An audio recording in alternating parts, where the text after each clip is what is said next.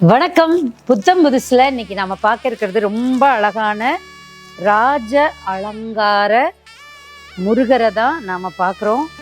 ரொம்ப அழகா இருக்கு. ஒரு அடியில ராஜ அலங்கார முருகர் பித்தளையில முதல் முறையா நம்மளுடைய விளக்கு கடைக்கு வந்திருக்கு.